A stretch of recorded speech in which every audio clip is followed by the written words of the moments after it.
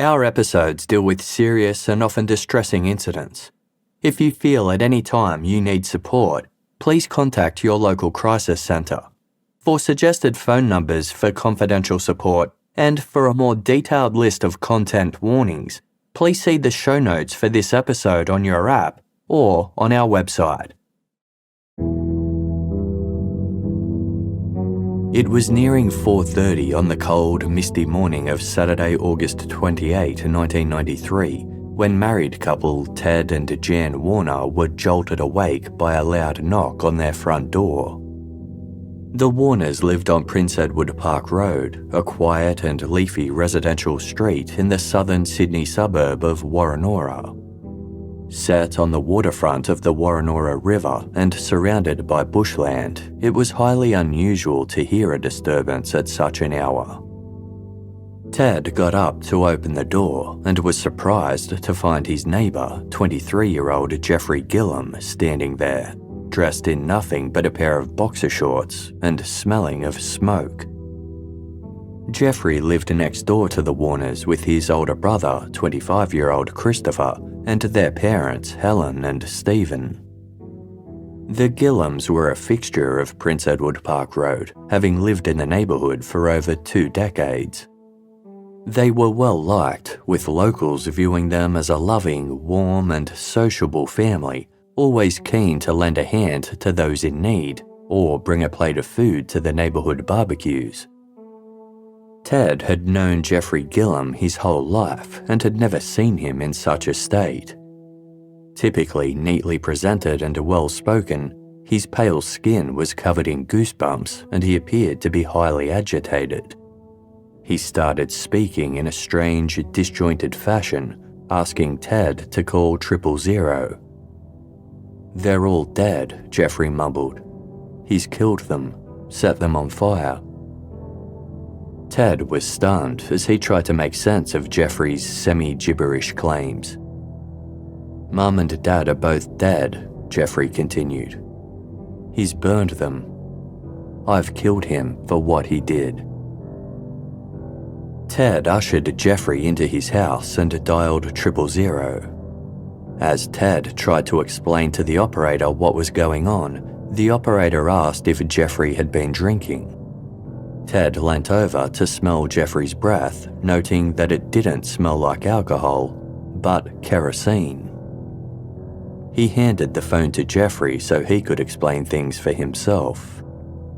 In a halting and distracted manner, Jeffrey told the operator that his brother Christopher had killed his parents and set their bodies on fire. He said that he'd chased Christopher down the stairs and killed him for what he did. "He killed them, Jeffrey stammered. "I don't know why."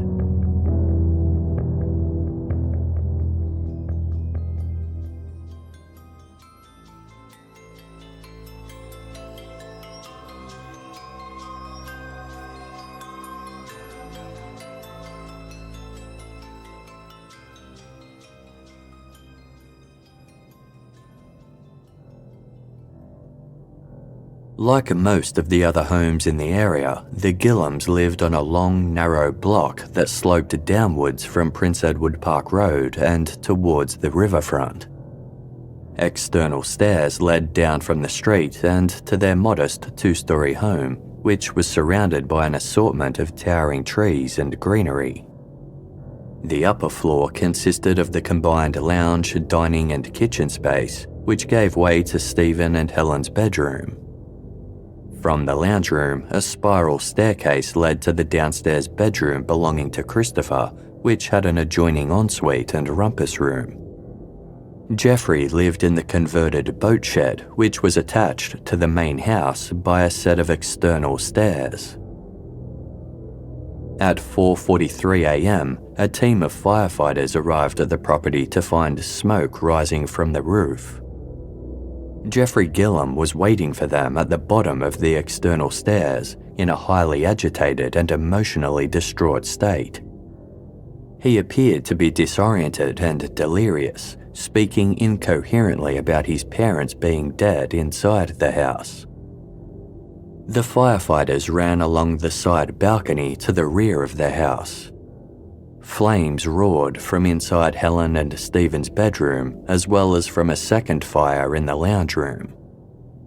The firefighters opened the sliding glass doors that led to the upper living space, but were met with a wave of heat so extreme that they couldn't enter. Then, the window from Helen and Stephen's bedroom shattered, shooting flames outside.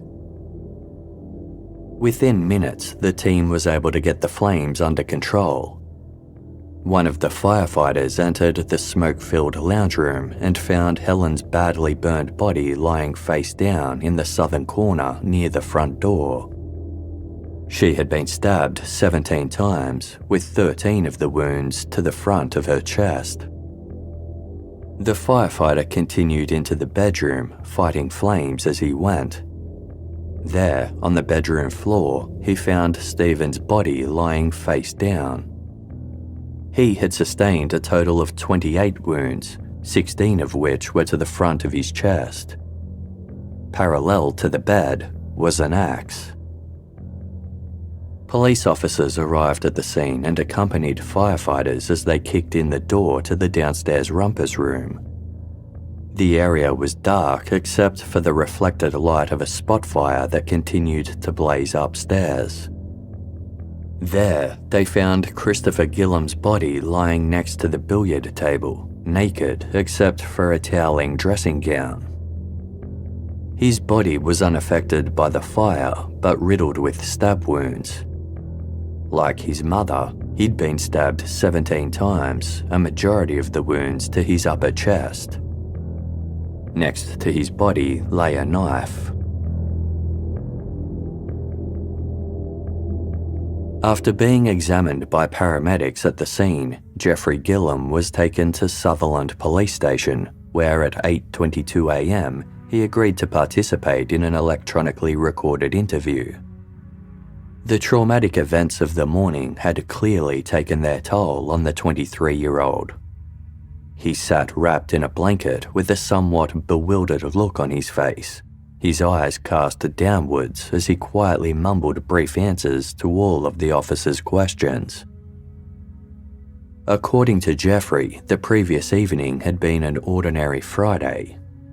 His girlfriend Hayley had come over for dinner, leaving at around 10 p.m. After that, he watched television with his parents in the lounge room before having a shower and then going to bed. He wasn't sure exactly what time this was, but thought it was sometime before midnight. Jeffrey said he was fast asleep when suddenly he was awoken by the intercom that connected the boat shed with the main house. It was his mother, Helen, screaming for help. Jeffrey couldn't understand anything she was saying, but he wasted no time thinking about it. He quickly pulled on a pair of boxer shorts and raced through the garden to the staircase that led to the sliding glass doors upstairs. This took him less than a minute. He unlocked the door and ran into the lounge room. There, he found his mother's body lying near the front door. A knife was on the floor nearby next to the piano, and his brother Christopher was standing over her with a match in his hand. Christopher looked at Jeffrey from across the room and said, "I've killed Mum and Dad." With that, Jeffrey claimed that Christopher set Helen's body on fire. As the flames quickly started spreading, Jeffrey looked towards the bedroom and saw his father Stephen's body on the floor. Within seconds, the fire reached the bedroom and set Stephen's body ablaze. Unable to believe what he was seeing, an overwhelming feeling overcame Jeffrey. All he could think was that he had to get his brother. He grabbed the knife from the floor and lunged towards him. Christopher turned and ran down the spiral staircase, with Jeffrey chasing behind. Everything from there was a bit of a haze. Jeffrey didn't know if he first stabbed Christopher while they were on the stairs or once they reached the bottom. But by the time they were in the rumpus room, Jeffrey had him cornered. He launched towards Christopher and began stabbing him repeatedly. Christopher fell to the floor as Jeffrey continued to strike him. He didn't know how many times he stabbed his brother or what he did with the knife afterwards, but he eventually ran back up the stairs. By then, the fire had spread throughout the lounge room and the air was thick with smoke. Jeffrey raced out the sliding doors and to the Warners' home next door to raise the alarm. As word of what happened spread around Woronora, those who knew the Gilham family were left in complete shock. To the outside world, they had always appeared to be a completely normal, stable family. 58-year-old Stephen Gilham was a cheerful and easygoing bloke. He'd recently retired after decades working for the New South Wales Roads and Traffic Authority and spent his spare time sailing, playing golf, and working casually at the local boat shed. His wife, 55-year-old Helen, worked as a school nurse with the Southern Sydney Health Service. She was the more serious of the pair, known for her no-nonsense attitude when it came to raising her two sons, but she also enjoyed a good laugh and was fun to be around. Stephen and Helen loved their two boys and had worked hard to give them a solid upbringing. Life on the Woronora River meant that Stephen was able to share his passion for sailing with his children. It was through their shared love of boats that Stephen and Jeffrey established a particularly close bond. They spent a majority of their weekends out on the water, honing Jeffrey's sailing skills for competition. Such was his talent that he'd once won a national championship. When he wasn't out sailing, Jeffrey spent his time surfing, socialising with friends, and studying for his civil engineering degree. He only had 6 months left before he was set to graduate, and the future was looking bright. While Jeffrey was known to be light-hearted and easygoing like his father, Christopher Gilham was more shy and reserved. He often joined his family on their boating adventures, but seemed happier to just hang around in the background. Christopher's passions lay elsewhere, in fencing, computers, and piano. He was such a talented pianist that neighbours often asked the Gilhams to keep their windows open when Christopher was practicing so they could hear him play. One uncle described the Gilham brothers as impressive young men who had been well brought up with old-fashioned good values. This made it all the more difficult for their friends and family to believe what had happened. According to Jeffrey Gilham, that winter had been a bit rough on Christopher.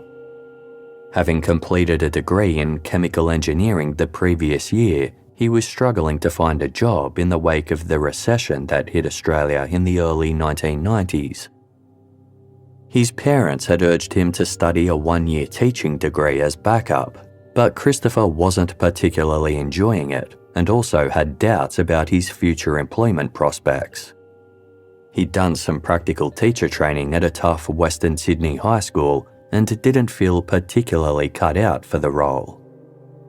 To make matters worse, Christopher's girlfriend had recently broken up with him. He retreated further into himself, spending most of his time at home on the family's computer. Jeffrey claimed that in the weeks leading up to the murders, Christopher had been acting strangely. Tensions seemed to be boiling over between him and their father, and they'd been arguing constantly. Jeffrey told his girlfriend Hayley that Christopher had lost it and that he'd been going off at their parents, throwing things and pushing and shoving their father. About 2 weeks before the murders, Hayley was on the phone to Jeffrey when she overheard an argument in the background. When she asked Jeffrey what they were fighting about, he responded, "I don't know what's going on, but I think it's to do with money. If there is a fight, I'll have to break it up." At around 5 p.m. on the night before the murders, Jeffrey had gone to the beach with his close friend Wayne to check out the surfing conditions.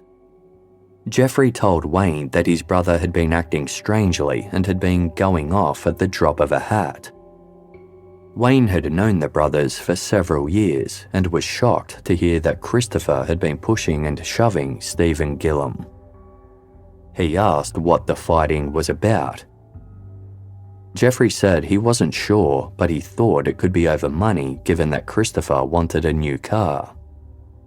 Jeffrey declined an invitation to watch a movie at Wayne's house that night. He said his dad was due home from golf and he wanted to be there in case Christopher acted out again. When Jeffrey got home at around 8 p.m, his girlfriend Haley was there, having arrived unannounced. While she'd been waiting for Jeffrey, Haley had briefly crossed paths with Christopher when he came out of the computer room to grab a coffee. While Haley hadn't observed anything out of the ordinary, she thought she could sense some underlying tension between Christopher and his parents. Jeffrey and Haley ate dinner together and then played billiards before Jeffrey walked Haley out to her car at around 10 p.m. Again, he repeated his concerns about Christopher's behaviour. "What am I to do about my brother?" Jeffrey asked. "It's pretty serious. I've never seen him so psycho. He is pushing my father around. I don't know what to do." In the bathroom attached to Christopher's bedroom, police found 2 empty packets of Panadol brand paracetamol in the clothes basket, along with a 25mm syringe filled with a white paste, a glass cup with a white substance on it, and a knife containing the same white substance. Each of these items tested positive for paracetamol, leading to the presumption that Christopher had likely prepared this high-dose mix of Panadol ahead of time with the intention of taking his own life. What he hadn't accounted for was his mother calling Jeffrey for help on the intercom, thus foiling his plans as he died by his brother's hand instead of his own. Post-mortem examinations of Stephen and Helen's bodies were unable to determine in which order the two had died or their times of death. All pathologists could say for sure was that the stab wounds had been inflicted while the two were still alive and that they'd both died within minutes of being attacked. Samples taken from the carpet of the upper floor of the Gilham's home tested positive for mineral turpentine or a similar flammable hydrocarbon liquid, indicating that Christopher had used an accelerant to start the fire. Searches of the property didn't turn up any such containers, but given that mineral turpentine was sold in lightweight plastic bottles, investigators reasoned that any evidence relating to this would have been readily consumed by the fire without leaving a trace. For the death of his brother, Jeffrey Gilham was charged with murder and denied bail.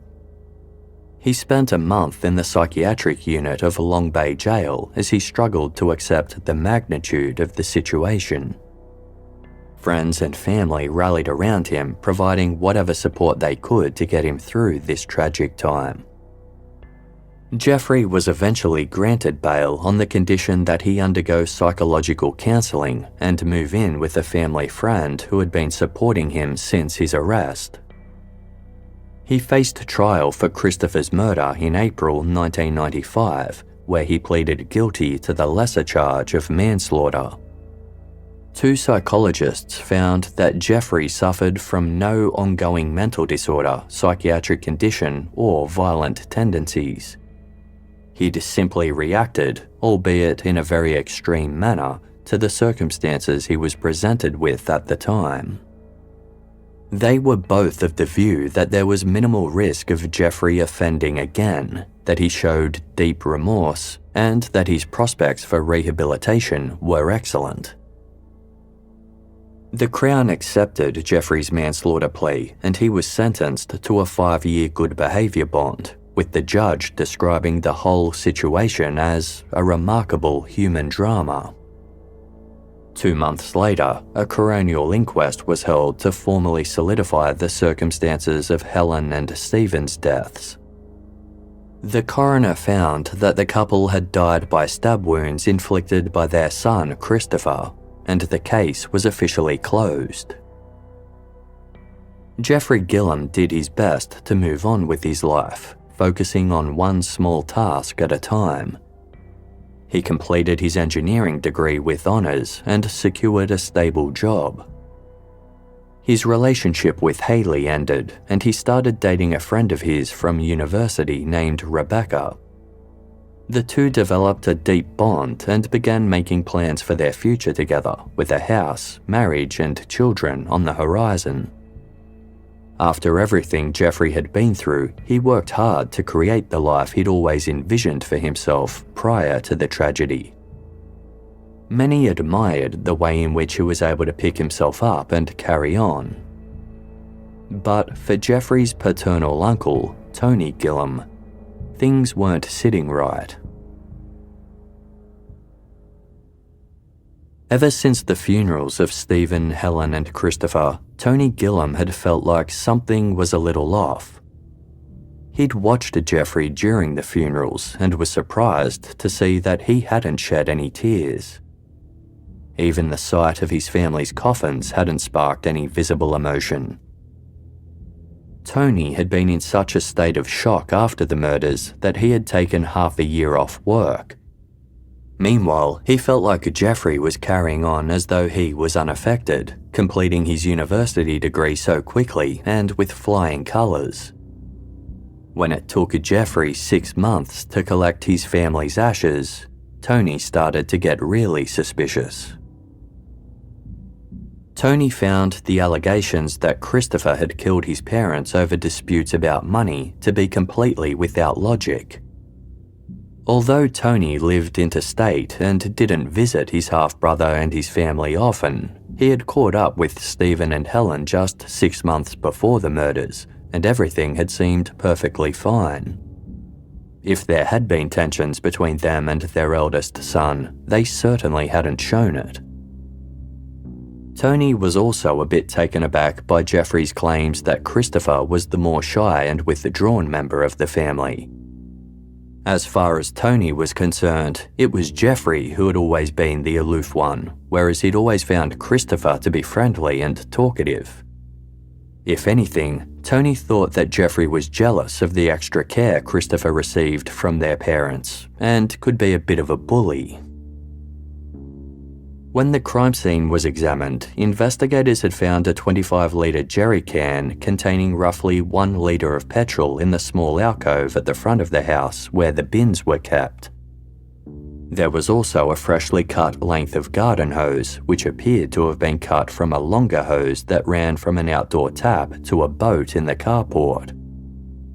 Jeffrey explained that on the night before the murders, he and his father had cut the hose in an attempt to siphon some petrol out of his car to use in one of their motorboats for an upcoming trip. They wanted to make 2-stroke fuel, but then realised the car contained the wrong kind of petrol, so they aborted their mission and put the jerry can back near the bins. Tony found this hard to believe. Not only was it likely that Stephen Gilham would have the proper equipment needed to pump petrol without having to use this crude method, he had been scheduled to enter a golf tournament that Saturday. If there was no sense of urgency to get the boat ready, why would the two be outside so late on a cold winter night undertaking such an arduous task? A thought began to form in Tony's mind.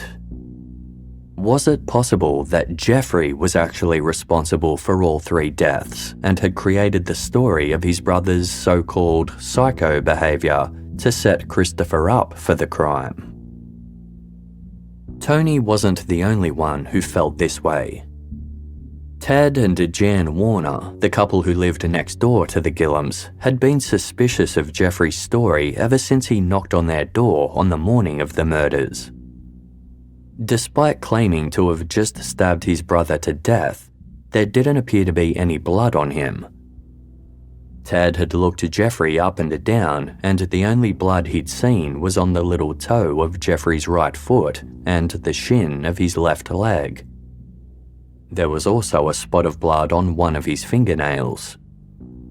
Jan had noticed this too. In her view, the blood on Jeffrey's legs looked pale pink in colour, as though he had tried to wash it off. While Jeffrey had been at the Warners' home waiting for the firefighters to arrive, he'd switched between sitting on their light-coloured leather couch and lying on their kitchen floor in the fetal position. Jan gave him a jumper to wear, but instead of putting it on, he just hugged it to his body. Afterwards, the Warners didn't notice any blood residue on the couch, floor, or their white-coloured telephone. After the police had taken Jeffrey in for questioning and cordoned off the house as a crime scene, Jan had turned to her husband and said, "I think he's making it up." In 1996, after the Coronial inquest had officially declared that Christopher was responsible for the deaths of Stephen and Helen, Jeffrey was able to apply for his share of the family's estate. He was only entitled to 50%, with his 4 grandparents entitled to the rest. Given everything that Jeffrey had been through, 3 of his grandparents wanted Jeffrey to have their share to help him rebuild his life.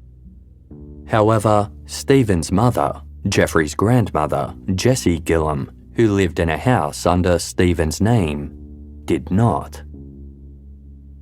Jeffrey sought further legal advice and discovered that he was actually entitled to 100% of his parents' estate. This included their $900,000 home in Woronora, his father's boats, as well as Jessie's house in Mariong. The paperwork was sent out to all of his grandparents to formally sign it over, but Jessie refused to do so.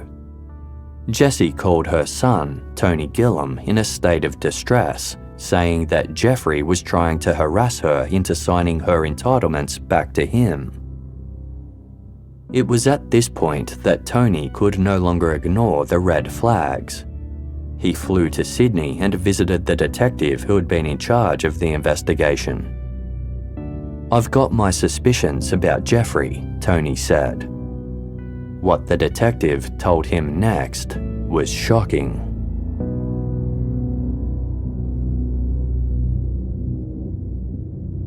During the initial police interview with the Jeffrey Gilham on the morning of Saturday, August 28, 1993, the interviewing detectives weren't sure what to make of his account. They had a hard time believing that 2 separate slayings could have occurred in the same household at around the same time.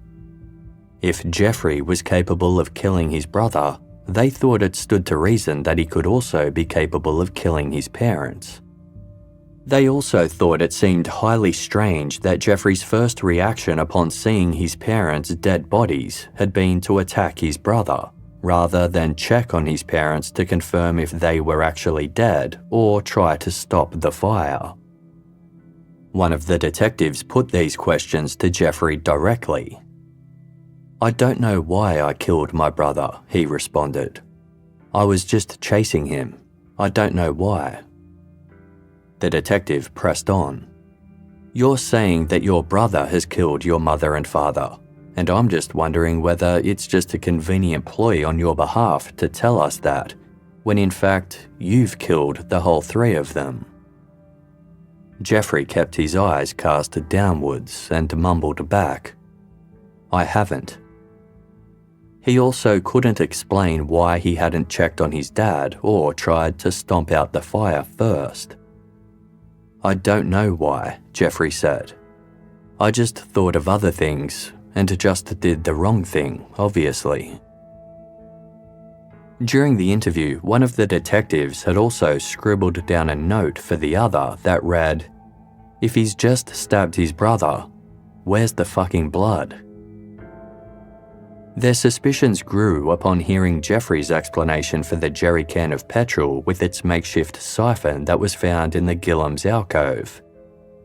To the detectives, it sounded like Jeffrey had been trying to use the petrol as an accelerant to start the fire with, before finding it too hard and using mineral turpentine instead. They'd also been curious about the timing of the events. A woman named Christine Shaw lived on the opposite side of the road to the Gillums on a slope that overlooked their property. In the early morning hours of Saturday, August 28, 1993, Christine had been reading in bed at around 3:45 when she heard the screams of two people. One was a man making a guttural sound that reminded Christine of someone being struck by lightning.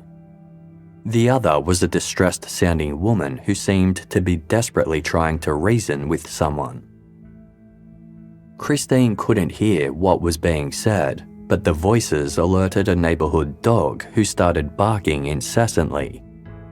Eventually, at around 3:57 a.m, Christine went to the window to see what was going on, but by the time she got there, the voices stopped and she couldn't see anything. The dog continued to bark, waking its owners at some point between 4 and 4:15 a.m. They got up to try and quiet him, but didn't hear any other voices. It was presumed that Christine Shaw had overheard Stephen Gilham in the throes of death and Helen Gilham defending herself against her attacker.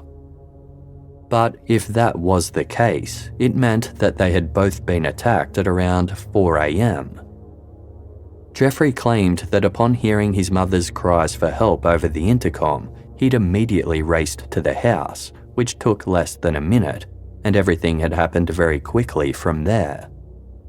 Why then hadn't Jeffrey arrived at the Warner's house next door to raise the alarm until around 4:30 a.m? What had he been doing for that unaccounted for period of around half an hour? While all of these factors were dubious, it was when the autopsies came back that the detectives really started to question things. Forensic examination had revealed that Stephen, Helen and Christopher Gilham had all been stabbed a similar number of times, with a vast majority of the wounds concentrated on their chests and none on their abdomens. If there had been two separate killers, what were the chances that both had struck in such similar manners? Testing was done of the blood found on Jeffrey's left shin and right hand to determine who the blood came from, but the samples weren't strong enough to make an identification. Then there was the knife, which, according to Jeffrey, had been used in all three of the killings. The knife had been tested for fingerprints, but none were found, nor was there any blood on the handle of the knife, nor the blade. There hadn't been any prints on the Panadol-filled syringe or any of the other items in Christopher's laundry basket either. Tony Gillum couldn't believe what he was hearing. He asked the detective why they hadn't charged Jeffrey with Stephen and Helen's murders if they believed he was guilty. The detective said that they had actually recommended that charges be laid, but the Director of Public Prosecutions declined. Tony refused to accept this. "I'll sort that out," he said. After discussing the situation with his other brother, Tony rang Jeffrey and asked him to meet with them. Jeffrey refused, questioning why and saying he wouldn't speak to anyone about the night of the killings without his solicitor present. Tony then decided to take matters into his own hands. He began writing letters to the Department of Public Prosecutions, urging them to charge Jeffrey for the murders of Helen and Stephen Gilham. The DPP refused, citing a lack of evidence. Tony began reaching out to journalists and other members of law enforcement, trying to raise awareness to the situation in any way possible. Eventually, his story caught the attention of the production team at the Channel 9 television program 60 Minutes, who launched their own investigation. Stephen's mother, Jessie, told 60 Minutes she didn't believe Christopher Gilham played a role in the murders at all. She described him as a lovely chap with a beautiful personality who had no malice and was bullied by his younger brother. Jessie recalled, "Jeffrey could never walk past Christopher without thumping him. They always did it. It was just a known thing. I don't think they liked each other at all. I really don't." Neighbour Ted Warner expressed his disbelief about Jeffrey's story too, saying, "To have two homicidal maniacs kind of crack out of their egg in the one night, in the one home, in the one suburb, is pretty scary stuff." In Jeffrey's version of events, Christopher had lit his mother's body on fire and the house had blazed from there. But 60 Minutes had 4 separate arson investigators look into the case, and they found evidence to indicate that the fire had actually started in the main bedroom near Stephen Gilham's body, thus creating further doubts about Jeffrey's story. They also consulted a leading criminal barrister who raised questions about Jeffrey's timing of the events. Jeffrey had told the police that approximately 90 seconds had passed between him hearing his mother screaming for help on the intercom, racing upstairs to the lounge room, and witnessing Christopher light her body on fire. If this was correct, it gave Christopher just 90 seconds to stab Helen 17 times before running around the house pouring out mineral turpentine in preparation for the fire before Jeffrey arrived. The 60 Minutes team reached out to renowned New South Wales forensic pathologist Dr. Godfrey Oakley to examine the case on their behalf. After reviewing the crime scene photos and autopsy reports, Dr. Oakley raised some questions about the lack of blood on Christopher's body. While the dressing gown he'd been wearing was soaked in blood from his own wounds, it was free of any blood spatter, as were his arms, legs, and face. If Christopher had been the one to attack his parents, Dr. Oakley expected that his whole body would be splattered with blood. Only a few drops were visible on his neck and chin, and forensic experts agreed this could have come from his own wounds. Looking at the crime scene photos, Dr. Oakley noted that the knife was lying underneath Christopher's left arm. This positioning, coupled with the fact that there was no blood or fingerprints on the knife, led Dr. Oakley to conclude that the knife had likely been washed and then placed there. As for the lack of blood found on Jeffrey Gilham, Dr. Oakley reasoned this could only be explained by an attempt at cleaning himself or having been in contact with water. Asked if he thought the crime had been committed by one killer or two, Dr. Oakley said, "I think the probability is that there was one killer. I think it's reasonably probable, and I don't think it is reasonably probable that 2 people killed in exactly the same way.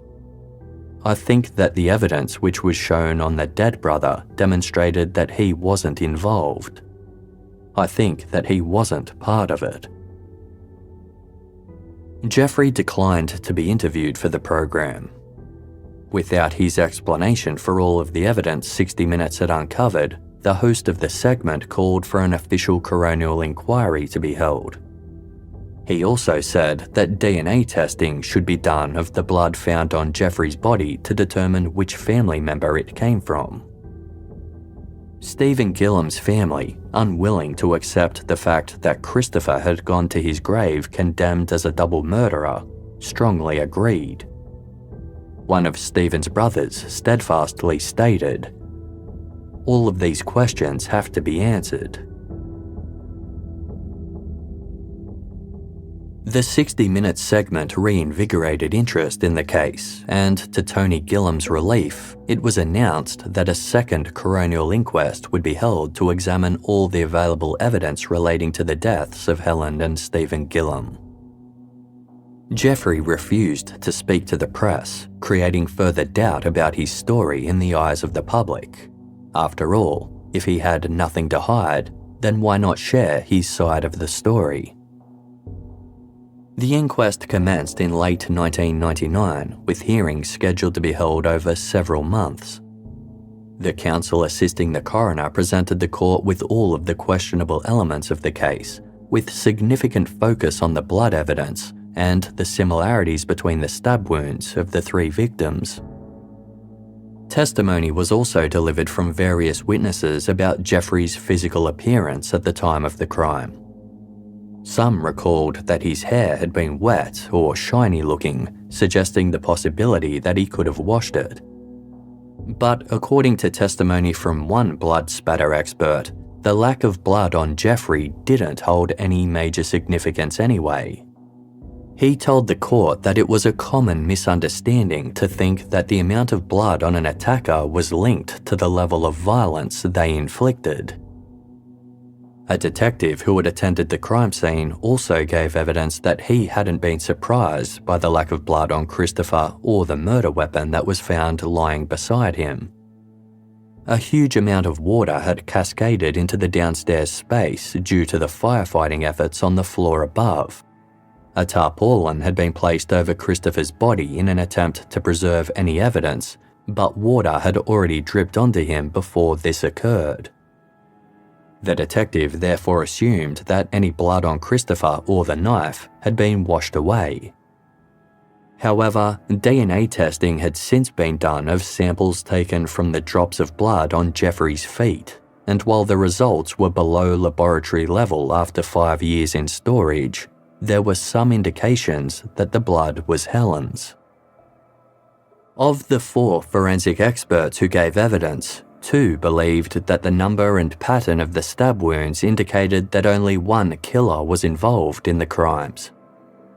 Dr. Christopher Lawrence, the pathologist who had conducted the Gilham family autopsies, was experienced in dealing with triple homicides and told the court, "I honestly cannot recall a group of 3 sets of wounds that looked this much the same." However, while he found this compelling, Dr. Lawrence said it didn't necessarily prove that only one person was responsible. The forensic experts recommended that the knife be formally re-examined, while Christopher's dressing gown and Jeffrey's boxer shorts should undergo full chemical analysis.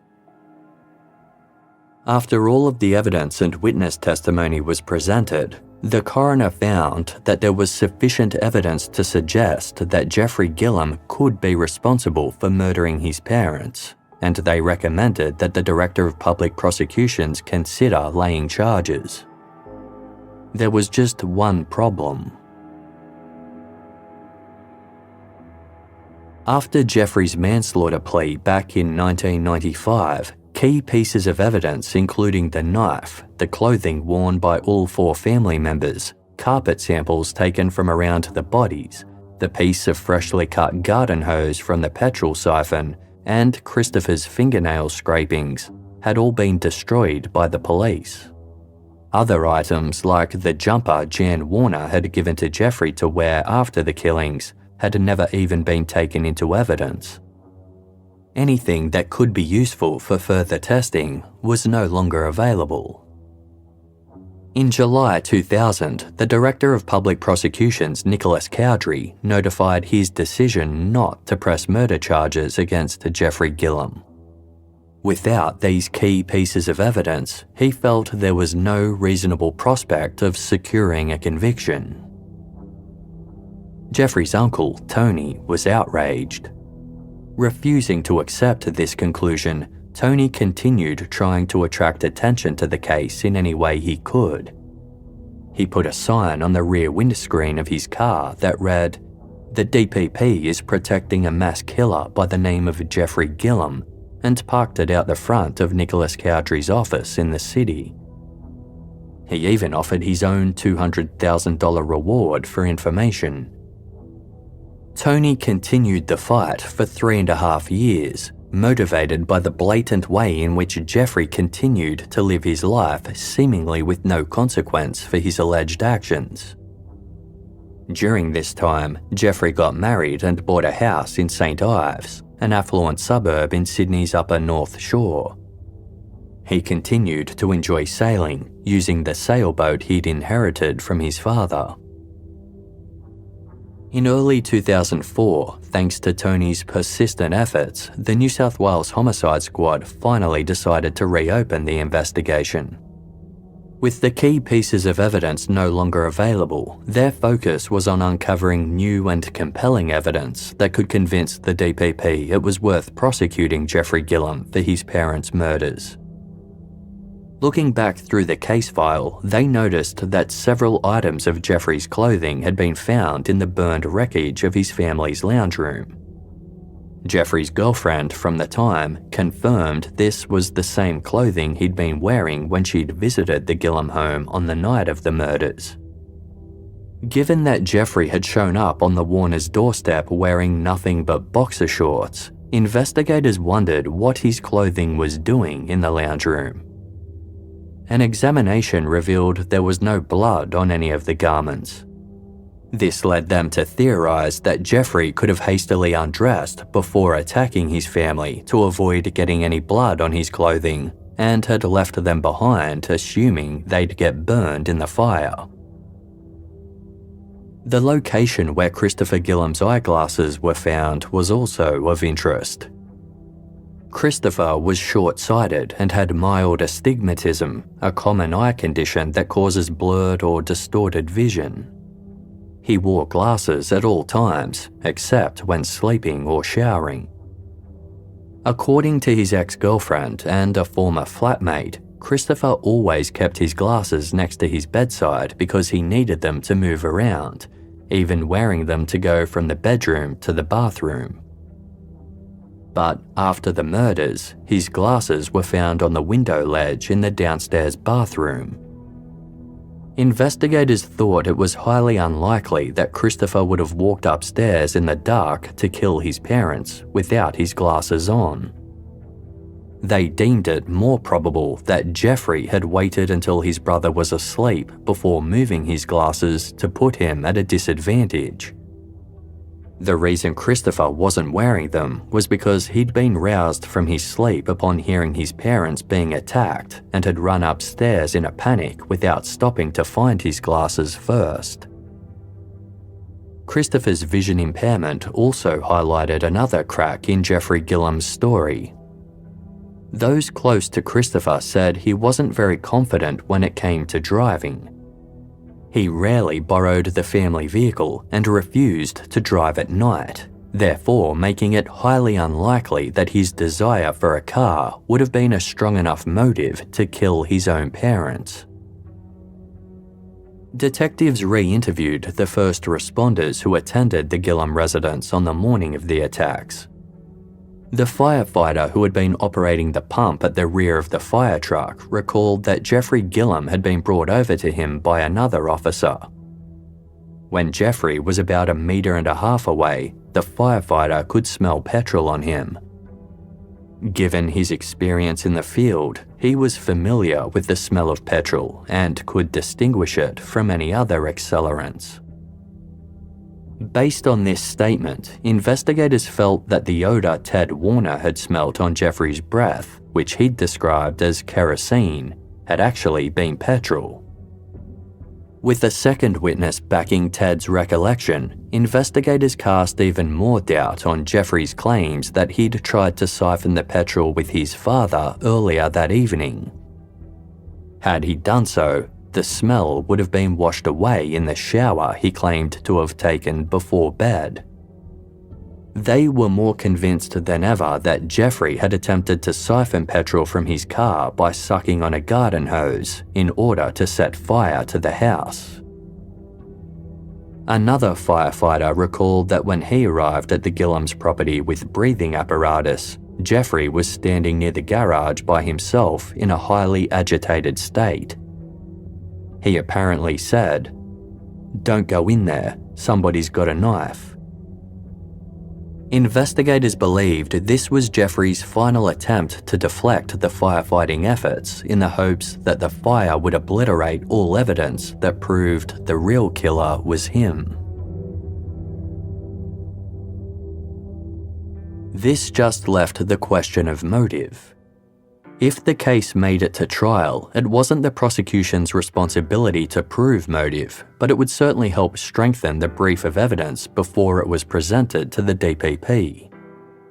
The detective leading the homicide investigation decided to search the dusty storage unit attached to the Sutherland police station, where the Gilham family murders had first been investigated. Along with Christopher Gilham's student diary, he found a box containing 3 mini cassette tapes. It appeared that, among other things, Jeffrey Gilham had used one of the tapes to record his Year 12 English homework. In it, he gave an audio review of the book Stories from Suburban Road by Australian writer Tom Hungerford, in which he likened some of the characters in the book to his own life. Jeffrey said that he had an older brother who was favoured by his parents, and that, like one of the characters in the book, he often got in trouble for things that his brother got away with. As far as investigators were concerned, the tape proved that Jeffrey Gilham had a motive to kill his entire family. Uncle Tony Gilham agreed. He had come to learn that Helen and Stephen Gilham had apparently been very tight with their money. A longtime friend of Stephen's told Sydney Morning Herald journalist Shelley Gare that, quote, "Money was important in that house, overly important, and there was no need for that." He recalled that when Helen and Stephen had lent Jeffrey money to buy a car, they also charged him interest. While this was intended to be character building, Tony believed it likely fueled Jeffrey's hatred of his parents. He had been spending time with the sailing fraternity, where most of the other members came from well-off families, and Tony thought that Jeffrey came to resent his parents' financial habits. This was a hate crime, the lead detective told Shelley Gare with certainty. A very passionate hate crime. Jeffrey hates his family. With a motive established, investigators believed they had a clearer picture of what transpired at the Gilham home in the early morning hours of Saturday, August 28, 1993. Having spent the last couple of weeks voicing concerns about Christopher's behaviour to his friends and girlfriend, Jeffrey Gilham had essentially been laying the groundwork for the account he later planned to give the police. The fact that Jeffrey had told his friend Wayne that he had to go home on the night of the attacks to keep an eye on things between his brother and father wasn't a premonition, but part of the plan to make it look like Christopher was in a disturbed mental state. At home, the unexpected visit from his girlfriend Hayley gave Jeffrey one final chance to proclaim Christopher's so-called psycho behaviour. After Hayley left, Jeffrey then waited in the main house until his family was asleep before creeping into his parents' bedroom shortly before 4 a.m. He brought an axe with him as backup just in case the stabbing was unsuccessful or in case Christopher heard the struggle and came to interfere. The position of Stephen's body next to the bed and the lack of any defensive wounds indicated that he'd been stabbed while he was still asleep. The location of Helen's body indicated she had only managed to move a short distance from the bedroom to the lounge room before she too was attacked. Once he had killed his parents, Jeffrey went down to kill Christopher, only to find him already coming up the stairs. Seeing Jeffrey, Christopher immediately retreated back down, where Jeffrey launched his third fatal attack. Afterwards, Jeffrey showered, cleaned the knife, and planted the Panadol paste and associated items in Christopher's laundry basket to make it look like his brother had intended to take his own life after committing the murders. Jeffrey then attempted to siphon petrol from his car to use as an accelerant, but finding this too hard, he grabbed some mineral turpentine instead. He doused the bodies of his mother and father to destroy any evidence and then set them alight. When Jeffrey arrived at the Warners' home next door, they noted that he hadn't been out of breath and was cold to the touch. Yet in the recording of his 000 call made from the Warners' phone, Jeffrey sounded breathless as he spoke to the operator. To the police, this indicated that Jeffrey had likely waited outside to make sure the fire had really taken hold before going next door to raise the alarm. He feigned breathlessness on the 000 call to make it look like he had immediately ran from the blazing house to call for help. He then tried to prevent one of the first responders from fighting the fire by saying someone in the house had a knife. While Jeffrey's story had remained mostly unchanged, there were some small discrepancies. When he called 000, he told the operator that when he first went upstairs after hearing his mother's cries for help, his brother was standing there with a knife. He told the same thing to a detective on the scene. However, during his police interview and a subsequent video walkthrough of the crime scene, Jeffrey claimed the knife had been on the floor near the piano. Then there was the matter of Jeffrey's keys, which had been found on a table near the glass sliding doors upstairs. In the video walkthrough of the crime scene, Jeffrey initially told the police that upon hearing his mother's screams, he'd locked the boathouse behind him out of habit and had placed the keys in his pocket. When shown the keys on the table, he said he must have placed them there upon entering the house, but had no memory of doing so. The police found this hard to believe. If he really had walked in on Christopher about to set their mother's dead body on fire, surely the keys would be the last thing on his mind. They thought it was more likely that the keys were on the table because Jeffrey had stayed in the main house all night and had never even gone down to the boat shed at all. Speaking about the case to ABC's Australian Story, Tony Gilham explained, "Jeffrey's story was fanciful. We know neighbours heard guttural screams before 4 a.m. That was when the murders were taking place. The 000 call was made at 4:34 a.m.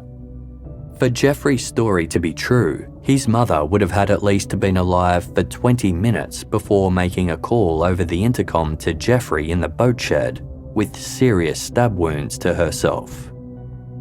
Now, I don't think so." In 2005, the Homicide Squad submitted a brief of evidence to the Department of Public Prosecutions to see if they had sufficient evidence to charge Jeffrey for the murders of Helen and Stephen Gilham. The DPP not only went ahead with the charges, but served Jeffrey with an ex officio indictment, meaning that the case would go to trial without the need for a committal hearing. By this point, Jeffrey had married his girlfriend Rebecca, and the two had one young daughter and another on the way. He requested a stay on the indictment, arguing that a trial would be oppressive, unfair, or in breach of the rule against double jeopardy. The request was rejected, and the trial went ahead in February 2008. The prosecution's case was that Jeffrey Gilham had been financially motivated to kill his parents and then frame his brother for the crime. They presented witnesses who testified to Christopher's good character. None of them had ever seen him act aggressively towards his father or anyone else for that matter. Christopher's ex-girlfriend spoke about him with a genuine affection, describing him as a gentle person who didn't have a hostile bone in his body. Nobody close to Christopher could imagine him fighting with his parents over money, particularly for the purpose of buying a car. The prosecution submitted that Christopher couldn't have pulled off the attack without his glasses on. Furthermore, video demonstrations were presented by a fire expert who said that if the fire had been started by Christopher, like Jeffrey claimed, it would have started out small, slow-moving, and easy to put out. Jeffrey would have had 10 to 15 seconds to try and stop it, yet in his version of events, he did nothing. The prosecution told the jury, "Jeffrey didn't do a thing to try to stop that fire, and that's not what an innocent man, a man who had not killed his parents, would do in those circumstances." They also presented testimony from various experts who said that it was very rare to see such a high number of stab wounds on all three victims, particularly when the wounds were concentrated on the chests with none to the abdomen. One expert noted a distinct pattern of injury in each of the victims that implied there was only one perpetrator.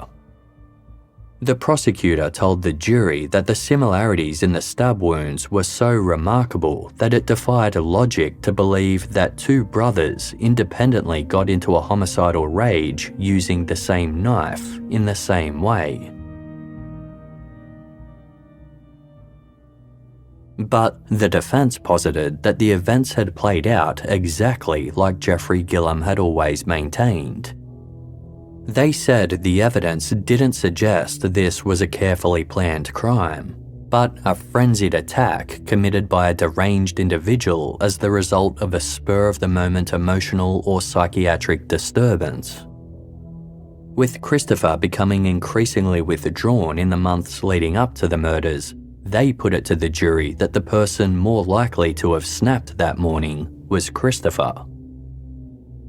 The fact that Christopher's glasses were in the bathroom wasn't a tactical move by Jeffrey, but indicated that it was actually Christopher who had taken a shower after killing his parents.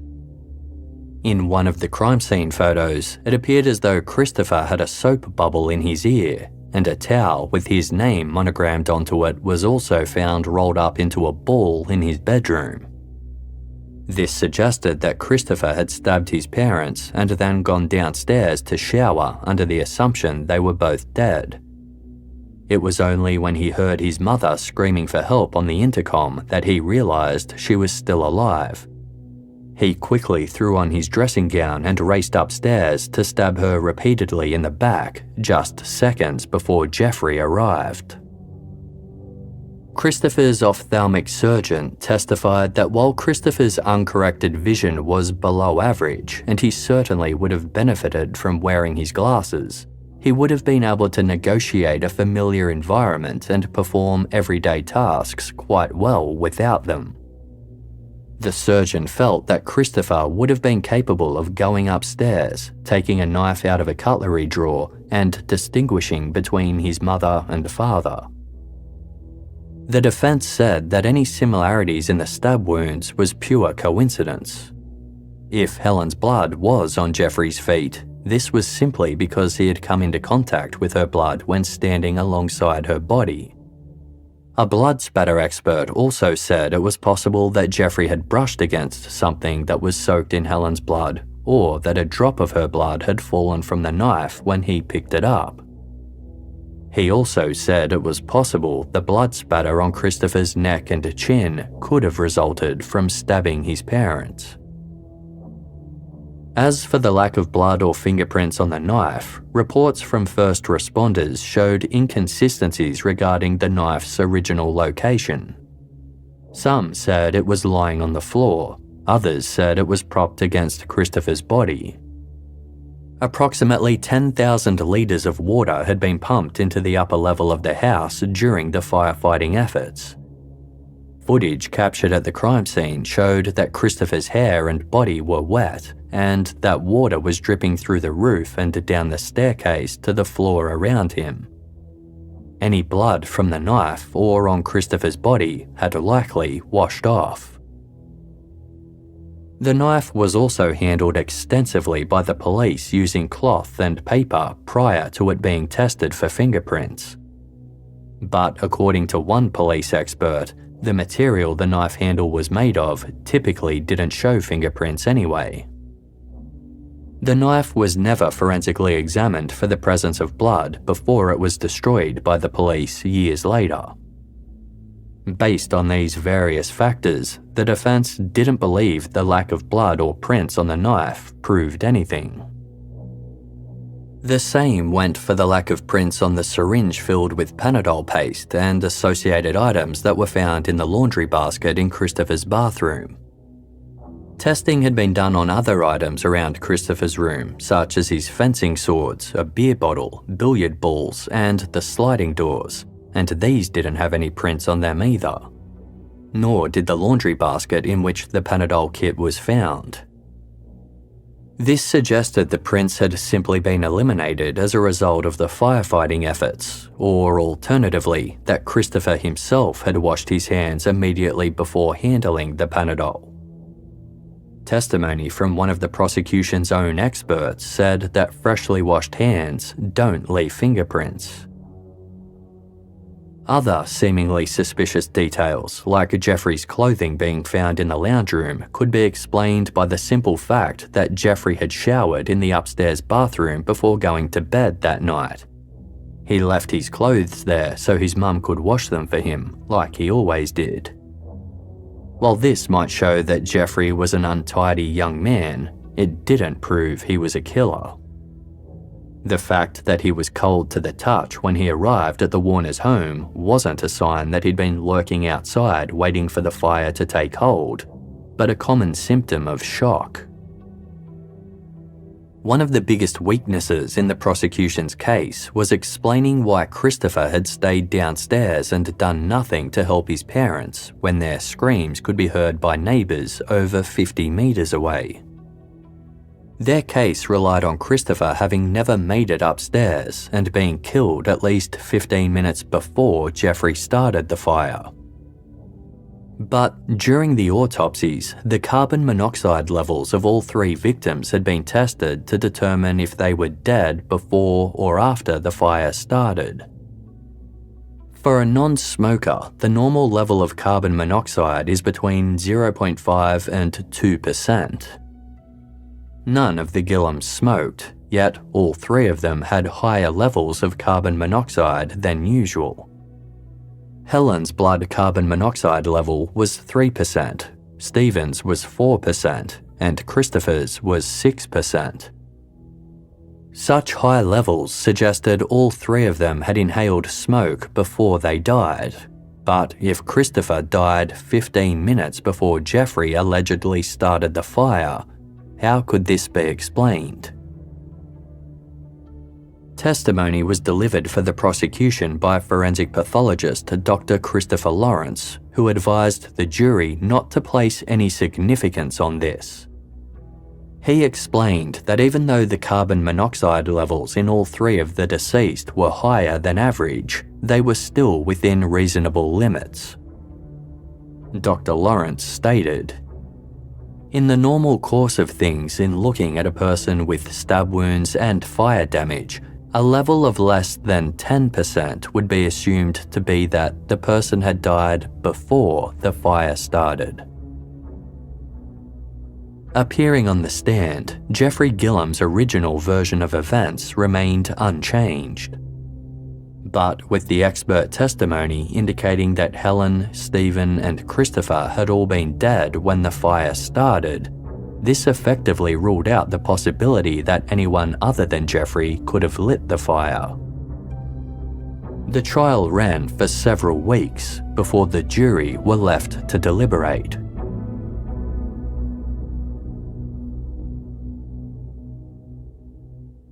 Members of the jury were unable to agree on a verdict and the case was dismissed, with a retrial scheduled for 2008. This time, the evidence presented by both sides was essentially the same, but the prosecution made no mention of Jeffrey's financial motive. The jury deliberated for 8 days before delivering the verdict. For the murders of Helen and Stephen Gilham, Jeffrey Gilham was found guilty. Jeffrey, who had been attending the trial each day while out on bail, looked completely stunned. His wife Rebecca let out a loud sob. At the subsequent sentencing hearing, the judge who had presided over both trials called Jeffrey Gilham a consummate liar and a brilliant actor who had planned the killings over several weeks. He told the packed courtroom, There is no reasonable possibility that the killings were a spur-of-the-moment reaction to some unknown emotional or psychiatric disturbance that came upon the offender in the early hours of the morning of 28 August. I have no doubt that the Crown's scenario placed before the jury contains the true account of what occurred.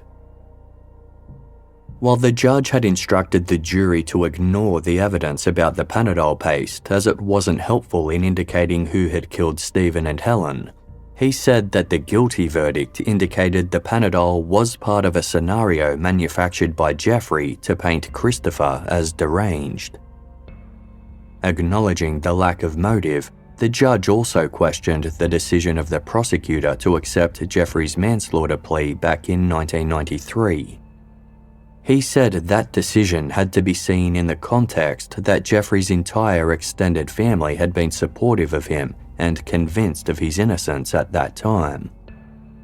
The judge explained. Therefore, the delay in the prosecution was not due to police or prosecutor incompetence. The offender was so convincing in his behaviour and so unlikely to have killed his doting parents that initially he fooled everybody by his conduct and his extraordinary account of the events of the night. It can be easily understood that the police and prosecutor found it impossible to believe that he could have come up with such a plan to kill his family as has now been uncovered. So audacious, cunning, and evil was it. The judge sentenced Jeffrey Gilham to the maximum penalty of life in prison for both murders. Outside court, Jeffrey's uncle, Tony Gilham, appeared vindicated. With his 13-year-long campaign for Jeffrey's guilt paying off, he intended to have Jeffrey's inheritance recovered and redistributed among the family. He also intended to seek compensation for the financial and psychological costs of pursuing Jeffrey's conviction, as his marriage had ended and he'd lost his job as a result. With a gold medal that Christopher Gilham had won in fencing hanging proudly around his neck, Tony told reporters, "Christopher went to his grave as a convicted killer of his parents, which is not true, and that's why I've been doing this. To clear Christopher's name." Tony also wanted a full inquiry to be done into the initial police investigation and why it took so long to secure a prosecution. He told the Sydney Morning Herald, "I want some answers why this whole fiasco took place. I want an apology from the justice system. Sorry for wasting the last 13 years of your life. I want someone in authority to apologise to me." For Jeffrey's wife, Rebecca, the conviction and sentence came as a complete shock. Back in 1999, when it was announced that a second Coronial inquest would be taking place, Jeffrey had already served his good behaviour bond for Christopher's manslaughter and was relieved to be putting all of the legal proceedings behind him and moving on. Jeffrey and Rebecca had been in the throes of planning their wedding, which went ahead while the inquest was underway. It was as beautiful as the couple had envisioned, attended by all of their friends and relatives. When Jeffrey was served the ex officio indictment in 2006, Rebecca was 38 weeks pregnant with their second daughter, and life had been looking good for the couple. They had never realistically considered the possibility that Jeffrey could be charged with his parents' murders, and the indictment had left them completely shell-shocked. While Jeffrey was out on bail awaiting his trial, the couple welcomed their third daughter. Rebecca genuinely believed that her husband would be acquitted and free to return to the happy life they had worked hard to build together. After all, the Jeffrey who Rebecca and their friends knew was nothing like the Jeffrey the prosecution painted him out to be. For starters, Tony Gilham's suggestion that he'd been stone-faced at his parents' funerals was completely absurd. Several other mourners who were there recalled Jeffrey sobbing uncontrollably. A friend of Jeffrey's told Australian Story, "He grieved deeply for them all. I remember going up to Jeff and giving him a hug and letting him know that I was there for him. And I just remember he was crying and tears streaming down his eyes, and he couldn't even speak to me. He was just sobbing. Another friend agreed, saying, "I was next to him. He was just in tears the whole time." The reason it had taken Jeffrey so long to collect their ashes was because he simply couldn't face the pain of it all. There was also no validity to Tony's claims that Jeffrey had moved on with his life unaffected after the murders. He hadn't breezed through his university degree at all, but had fallen 6 months behind. He'd only persevered because he knew it's what his parents would have wanted, and he couldn't have done it without the help of his teachers. Jeffrey had struggled to get a job because of the criminal charge against him. It took a lot of hard work to rebuild his life, including regular counselling and ongoing support from family and friends. For those close to Jeffrey, the suggestion that he'd been financially motivated to kill his family was ludicrous. Jeffrey had never cared that much about money, and the money he did inherit was mostly used to pay for his legal fees. Far from living lavishly, he'd used the rest to buy a house that was near Rebecca's family. It was a small, run-down property that needed lots of work. He then invested the remainder. He'd kept his family sailboat because it was his father's pride and joy, and it held a lot of significant memories for him. Jeffrey had never tried to harass his grandmother Jessie into signing over her portion of the estate. In fact, it was the very opposite. Stephen Gilham's will clearly stated that he wanted Jessie to be taken care of in the event that she outlived him. He wanted Jessie to stay in the home he had bought for her, with Stephen's trustee paying all of her rates, taxes, and outgoings. Jeffrey had happily honoured his father's wishes. He'd continued paying all of Jessie's bills and for the maintenance of her home until she eventually moved into a nursing home. At this point, Jeffrey wrote to Jessie's solicitors offering to sell the house to pay for her new living arrangements. He never got a response. It was only after Jessie passed away that Jeffrey sold the house in 2007 to help pay the legal costs of his first trial. As for all of the other claims that Tony had made against him, Jeffrey barely knew his uncle. His refusal to get together with Tony hadn't been because he was hiding something, but because he didn't have a close relationship with that side of the family, and his lawyer had advised him not to discuss the case with anyone. There was no sinister reason for Jeffrey avoiding the media either. Jeffrey was simply a very private person. He had no desire to relive the traumatic events unless forced to by the courts, and he also wanted to protect his family's privacy. Furthermore, Jeffrey's legal team had advised him not to engage with the media, which in turn allowed the press to create a false image of him that fit the prosecution's narrative. Those close to Jeffrey knew him to be kind, honest, generous, and quick-witted. He adored his wife and daughters and prioritised family. After he was handed his life sentence, Rebecca told their eldest daughter that there had been a dreadful mistake and Daddy wouldn't be coming home for a long time. But Rebecca refused to accept the guilty verdict. She knew Jeffrey better than anyone, and she had no doubt that he'd been telling the truth about what had happened all along. Rebecca told Australian Story, "I have a relationship that many people probably wouldn't have the chance to know in a lifetime, and it's incredibly special. If I believed that Jeff was guilty, I'd be the last person to support him, and in fact, I think I'd be the person most angered by having been misled for all these years. I guess I reject outright the possibility that he could never be released. I don't think I'll ever be able to accept it. I never will accept it." Jeffrey had always had a large group of supporters, but they'd predominantly stayed silent, convinced that he'd be found not guilty. When that didn't happen, Rebecca enlisted the help of a friend named Jill who had a legal background and asked her to read over the trial transcript. Jill also read over all of the available evidence that the jury hadn't been allowed to see. The first thing Jill noticed was this was no clear-cut, straightforward case. If it was, the first trial never would have resulted in a hung jury, and the second jury wouldn't have needed 8 days to deliberate.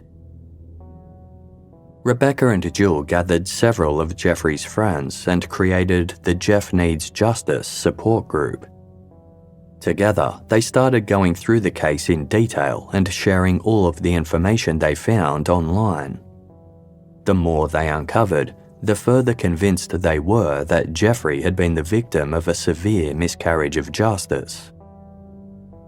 At Jeffrey's trial, despite the defence's objections, 3 experts for the prosecution had been allowed to express their opinions about the similarities in the stab wounds sustained by Stephen, Helen, and Christopher Gilham. These opinions were provided without reference to any existing scientific research. One of the experts had shown the jury diagrams that supposedly showed the similarities between the wounds. The Justice for Jeff support group studied these diagrams and found they weren't even accurate to the wounds the victims had sustained.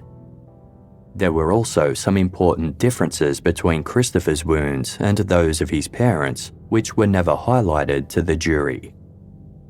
Stephen and Helen's stab wounds were more or less vertical, while the majority of Christopher's were horizontal and closer together.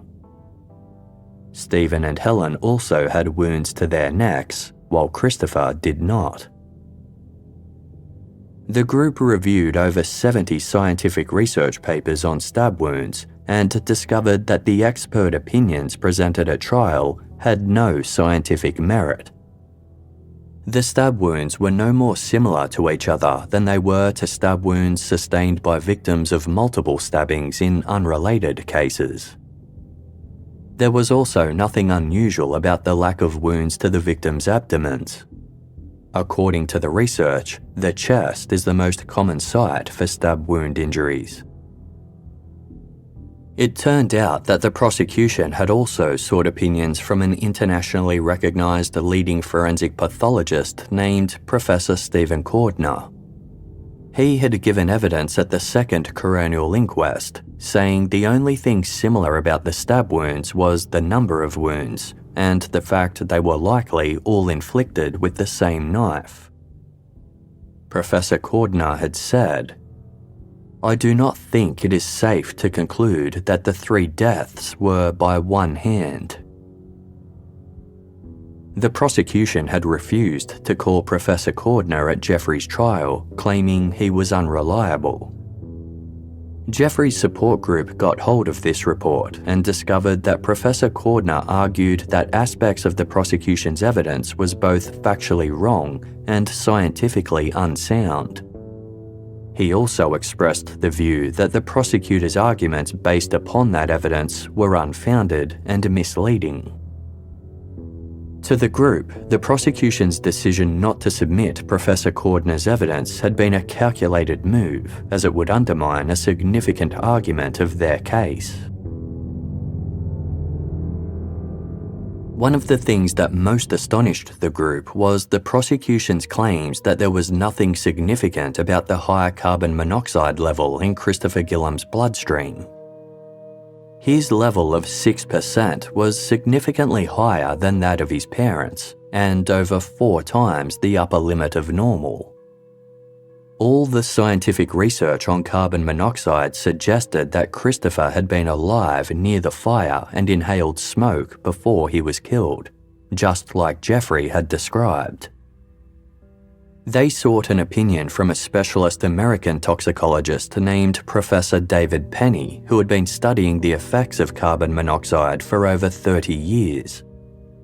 He found that the levels of carbon monoxide in the bloodstreams of all three members of the Gilham family indicated they had all still been alive when the fire started.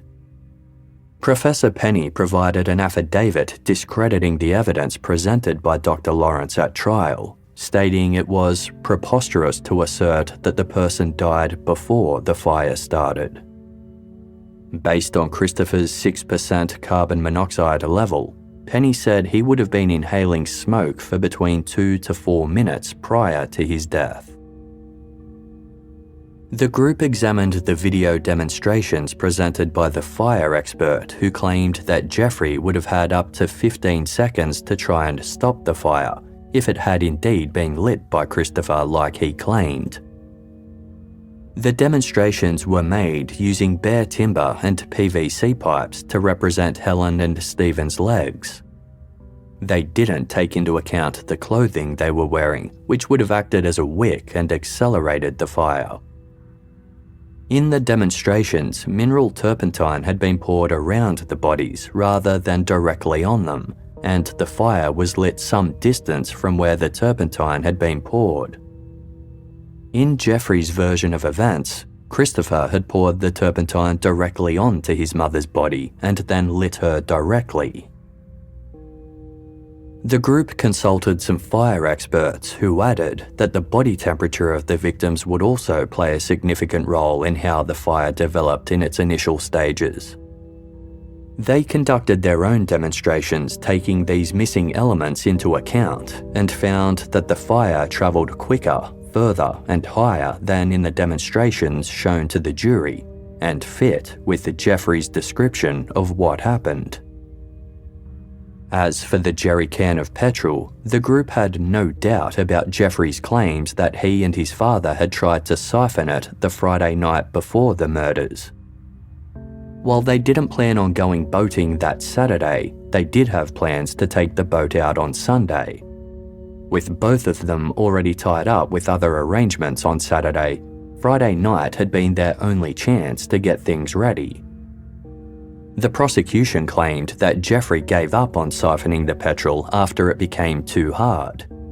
Yet, the jerry can contained 1 litre of petrol. If Jeffrey had really wanted to start a fire, he could have easily used this rather than sourcing the mineral turpentine. Also, if he had been responsible, it didn't make sense that he'd have left the jerry can out in full view for investigators to find. The fire officer who claimed he had smelt petrol on Jeffrey hadn't come forward with this information until 2005, 12 years after the fact. This statement had been one of the fresh pieces of evidence that contributed to Jeffrey being charged with his parents' murders. Yet, petrol hadn't even been used in the fire, so what relevance did it hold? The same went for the allegation that Jeffrey had warned one of the firefighters not to enter the house because someone inside had a knife. Again, this statement wasn't given until 2005, and it directly contradicted the original statements from witnesses back in 1993, who said that Jeffrey was largely incoherent when the firefighters arrived. 2 other firefighters had told police that when they arrived, it was actually neighbours who warned them not to go into the house because someone was down there with a knife. The prosecution had never disclosed that they intended to present this evidence at the trial, which meant the defence had no opportunity to counter this point. The cassette tapes found by the homicide squad that allegedly captured Jeffrey Gilham talking about his disdain for his older brother had been ruled inadmissible at trial because they'd been recorded at least 5 years before the deaths. However, they'd formed an important part of the DPP's decision to charge Jeffrey with the murder of his parents in the first place. It took 2 years before Jeffrey's support group were finally allowed to listen to them for the first time. As they pressed play on the book review of Stories from Suburban Road that supposedly suggested Jeffrey's motive, they were dismayed to realise that the voice on the tape didn't sound even remotely like Jeffrey. Furthermore, Jeffrey had no memory of ever reading stories from Suburban Road by Tom Hungerford, nor did any of his classmates from the time. Later on in the tape, a second male had recorded himself talking about his job as a road safety engineer. The group managed to track this man down, and he confirmed the voice was his. He had absolutely no link to the Gilham family. Justice for Jeff members discovered that the tapes hadn't been entered into evidence during the crimes in 1993, and that none of the original investigators recalled having seen them. Therefore, the tapes could have come from anywhere. Another piece of evidence that had been deemed inadmissible was a statement from one of Helen's work colleagues. She stated that on the afternoon of Thursday, August 27, 1993, the day before the killings, Helen had seemed agitated. She expressed concerns about one of her sons, saying she was very worried about him and didn't know what to do. Helen was uncharacteristically abrupt with one of her clients and left work 2 hours early, presumably to go home and meet with this son. The prosecution had wanted to call Helen's colleague as a witness, believing it was evidence that Helen had been worried about Jeffrey's behaviour in the lead-up to her death. The evidence was ruled inadmissible because Helen had never mentioned which of her 2 sons she was worried about. Rebecca Gillum sent out a group email to a large number of former students who had studied engineering at university with Jeffrey. One of them found an old timetable that confirmed they had a lecture scheduled between 1:30 and 4:30 on Thursday afternoons in August 1993. A friend of Jeffrey's recalled that both he and Jeffrey had attended the lecture together on Thursday, August 27, indicating that the son Helen had voiced concerns about was in fact Christopher. A member of the Justice for Jeff support group named Paula was tasked with going over some of the scientific evidence. She sat down and watched the crime scene video for the first time. As Paula watched the glove investigator point to key items, she noticed something next to the call button on the intercom of the Gillum's lounge room. It was quite obviously a bloody fingerprint. The investigator in the video swiped right past it without mentioning a thing, and the intercom was not taken into evidence or subject to any form of testing. To Jeffrey's support group, this bloody fingerprint was clear evidence that Jeffrey's story was true. Helen had been stabbed in the chest, neck and arm, meaning she had seen her attacker. So, if Jeffrey had been the attacker, there would have been no need for her to use the intercom to call for his help. In 2011, Jeffrey's legal team used the new evidence uncovered by the Justice for Jeff group to appeal against his conviction on 18 different grounds. At a subsequent hearing at the New South Wales Court of Criminal Appeal, Dr. Christopher Lawrence, the forensic pathologist who told the jury there was no significance to the carbon monoxide levels in the victim's bloodstreams, admitted he was not fully qualified to give evidence when it came to carbon monoxide levels. According to Dr. Lawrence, he had warned the prosecution that it would be more appropriate to have a toxicologist give this evidence. He said that he'd changed his view over time and now believed it was possible that Christopher had been alive for at least a short amount of time after the fire was lit. The panel of 3 judges was highly scathing of the prosecution's carbon monoxide claims. With this evidence discredited, it called their entire timeline into question. The new evidence that disproved that similarity of the stab wounds as indicating there was only one killer also significantly weakened their case. In December 2011, having spent over 3 years behind bars, 42-year-old Jeffrey Gilham's double murder conviction was quashed, and he was released on the condition of a $100,000 surety. A statement released by the panel said, it is inevitable that a miscarriage of justice has occurred. Jeffrey walked out of the courthouse arm in arm with Rebecca as a 50-strong group of his supporters applauded wildly. His aunt Claire, who had supported him since the beginning, told reporters, "We can't quite believe this has happened, that Jeffrey is actually free and here with us. This has been a black cloud hanging over us for nearly 20 years. Today, that cloud is lifting." But his ordeal wasn't over, as the Court of Appeal still had to decide whether he would be subject to a retrial. It was a painful 6 months for Jeffrey and his supporters as they awaited the decision. As the panel deliberated in late June 2012, an article in the Sydney Morning Herald stated, "An acquittal decision would mark the end of a 19-year-long saga that has involved nearly a dozen court cases and coronial hearings, occupying hundreds of hours, thousands of newspaper column inches, and an extraordinary emotional rollercoaster for the members of the extended Gilham family and their friends. It would also raise further questions about the way alleged offenders are tried in New South Wales.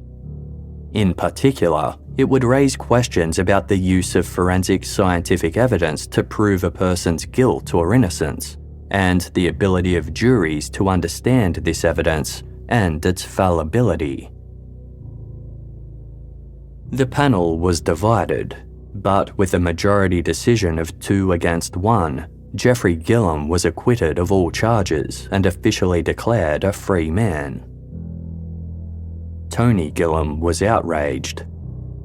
As Jeffrey was leaving the court, Tony yelled, "It's not over yet, Jeffrey.